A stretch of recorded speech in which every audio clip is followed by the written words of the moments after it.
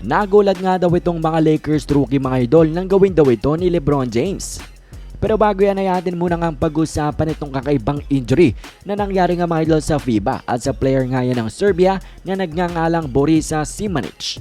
And well mga idol, sa kalagitnaan ng laban ay parang medyo hindi seryoso at parang natagiliran lang itong player ng Serbia. Pero mga idol, nag-exit na nga siya dyan sa laban at dinala nga daw agad sa ospital at matapos daw mapunta sa ospital ay inoperahan.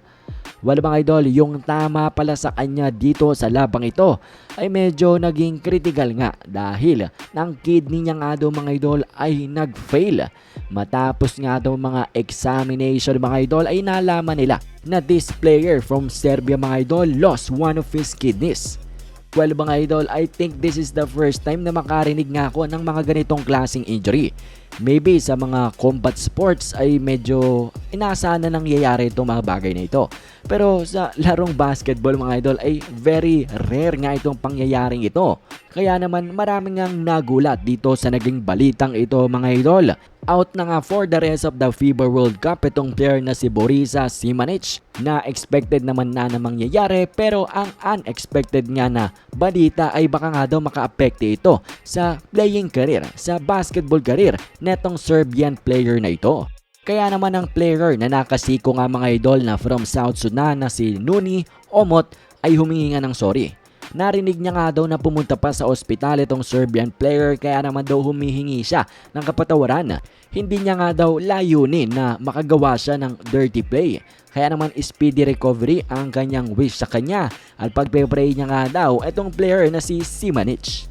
So get well soon nga talaga at speedy recovery para nga sa Serbian player. At ngayon naman ay pag-usapan nga natin itong mga Lakers rookie. Dahil sa G-League team nga ng Lakers mga idol ay na-interview nga sila about sa kanilang first time meeting LeBron James. And well mga idol, pakinggan nyo nga itong excitement ng mga batang player na ito. I met LeBron today and yeah. I met LeBron for the first time today. It was pretty cool. Well, I did meet him today. I met LeBron today. Shook his hand and he was like, Bron, and I'm just like,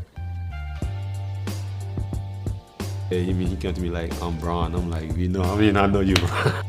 I know you're Bron. I should be like the one telling you Alex. So kitang-kita mo nga sa mga ekspresyon ng mga batang ito mga idol na talaga namang excited nga silang ma-meet si LBJ.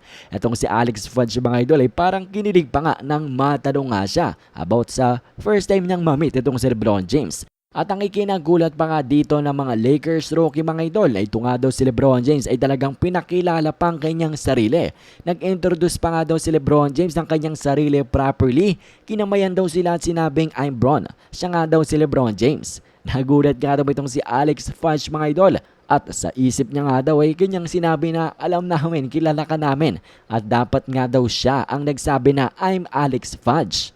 So yan nga mga idol ang pag-share ng mga Lakers rookie ng kanilang experience in meeting LeBron James for the first time.